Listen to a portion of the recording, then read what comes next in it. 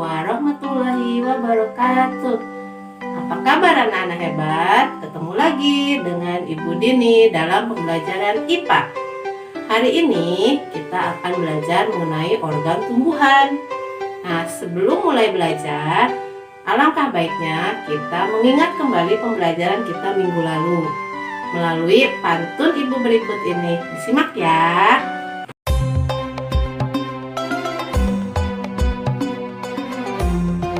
Lem fungsinya mengangkut air, jaringan lem mengangkut hasil fotosintesis. Jika cinta orang tua dan tanah air, maka jadilah siswa berprestasi. Sade si jaringan daun fungsinya untuk fotosintesis. Marilah belajar dengan tersenyum agar selalu senang hati.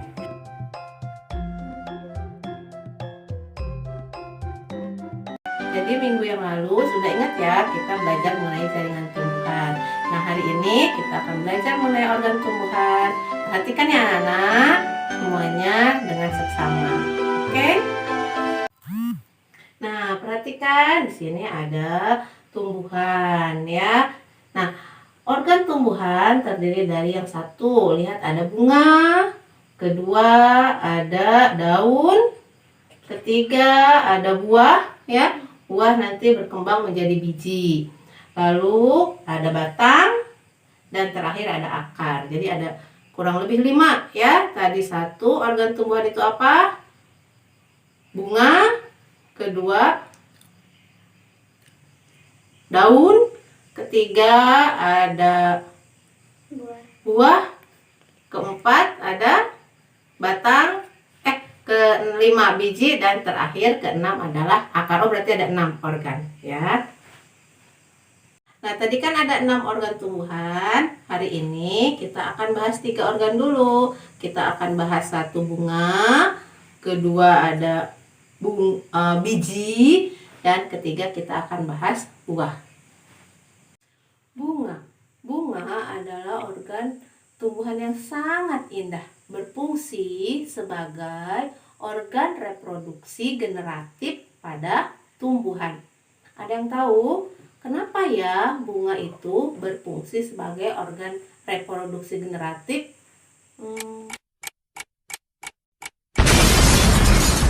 Karena bunga memiliki organ reproduksi jantan yaitu benang sari dan organ reproduksi betina yaitu putik.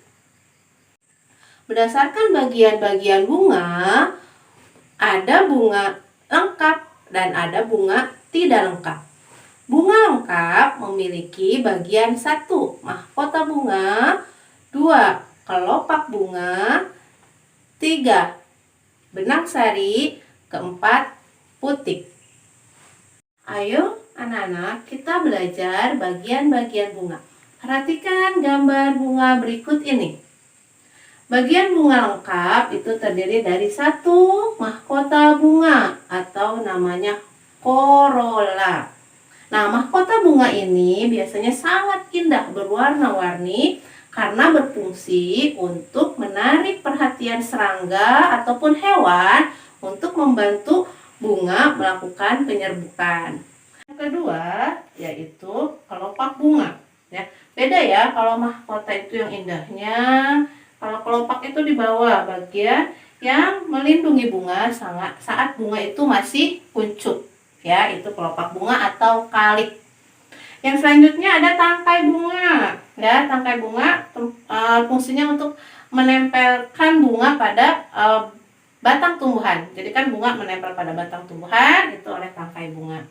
Selanjutnya, organ reproduksi jantan dan betina pada bunga. Nah, ini ada benang sari. Benang sari itu jumlahnya banyak ya, sesuai dengan jumlah mahkota bunga. Jadi lebih dari 1 kalau benang sari. Benang sari berfungsi sebagai organ reproduksi jantan pada bunga.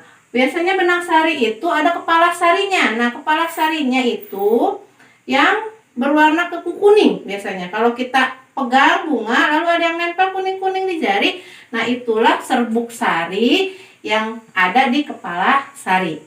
Selanjutnya organ reproduksi betina. Ini ya anak-anak, Organ reproduksi betina pada bunga itu adalah putik atau pistilum, ya. Ini putik sebagai organ reproduksi betina. Nah, kalau benang sari itu kan jumlahnya lebih dari satu ya anak-anak, banyak.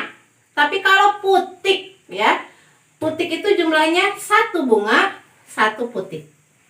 Nah, sekarang kita perhatikan struktur putik ya anak-anak. Putik terdiri dari ada kepala putik. Nah, di bagian kepala putik inilah tempat terjadinya penyerbukan ya. Lalu ada tangkai putik ya, seperti tabung panjang ke bawah. Lalu ini bagian yang besar di bawahnya. Ini adalah bakal buah ya. Lalu di dalam bakal buah ada bakal biji. Nah, bakal buah ini setelah terjadi penyerbukan, bakal buah akan menjadi buah. Dan bakal biji yang di dalam bakal buah ya akan menjadi biji. Lalu apa ya penyerbukan itu? Ada yang tahu? Apa ya?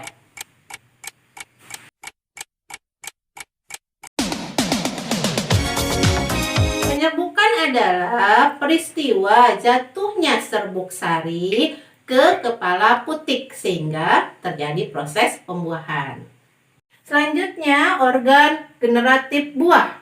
Ingat buah, ingat rujak buah. Seger ya. Nah, buah itu merupakan organ generatif tumbuhan. Nah, buah ini hasil dari perkembangan tadi bunga ya, perkembangan dari bakal buah yang ada dalam putik. Nah, buah sendiri kurang lebih memiliki 3 fungsi. 1. Sebagai tempat penyimpanan cadangan makanan tumbuhan. Kedua, buah berfungsi untuk melindungi biji. Ketiga, buah berfungsi untuk menarik hewan untuk memakannya agar bisa membantu penyebaran biji. Atau bagi kita manusia, buah sangat bermanfaat, kaya dengan vitamin dan mineral. Nah, lihat di sini ada buah apel. Ya, bagian buah ada kulit buah, ya. Bagian luar untuk melindungi daging buah, bagian dalam ada daging buah, biasanya kita makan ya. Banyak nutrisi dan vitaminnya. Lalu bagian paling dalam dari buah ada biji. Organ generatif yang ketiga, biji. Biji merupakan perkembangan dari bakal biji pada putik ya. Biji berfungsi sebagai embrio yang akan tumbuh menjadi tumbuhan baru. Nah, perhatikan ini ada bagian biji ya anak-anak. Ada kulit biji bagian paling luar. Di dalamnya ada endosperma. Endosperma biasanya putih. Kalau makan kacang, biji kacang kan ada yang bagian putihnya, itulah endosperma ya. Atau biji mangga kalau dibelah ada bagian putihnya, itu yang besar itu adalah endosperma. Dan di tengah-tengah endosperma di sini ada embrio tumbuhannya. Ada embrio tumbuhan, ada bakal yang akan menjadi daun, bakal akar ya, dan bakal batang. Nah, embrio tumbuhan ini nanti akan tumbuh menjadi tumbuhan baru. Baiklah anak-anak, kita simpulkan pembelajaran kita hari ini ya, bahwa organ tumbuhan itu ada organ generatif dan ada organ vegetatif. Organ generatif yaitu bunga, buah, dan biji. Organ vegetatif itu batang, daun, dan akar. Nah, itu akan kita bahas minggu depan ya. Nah, bunga itu merupakan organ generatif dan reproduksi tumbuhan ya. Nah, bunga akan berkembang menjadi buah dan biji melalui proses penyerbukan dan pembuahan. Baiklah anak-anakku semuanya, sekian dulu pembelajaran kita hari ini tentang organ tumbuhan. Kita lanjut minggu depan mengenai organ vegetatif pada tumbuhan. Ya, semoga pembelajaran kita hari ini bermanfaat. Jangan lupa selalu menjadi anak yang jujur dan mematuhi perkataan orang tua dan bapak ibu gurunya. Baiklah, terima kasih. Wassalamualaikum warahmatullahi wabarakatuh.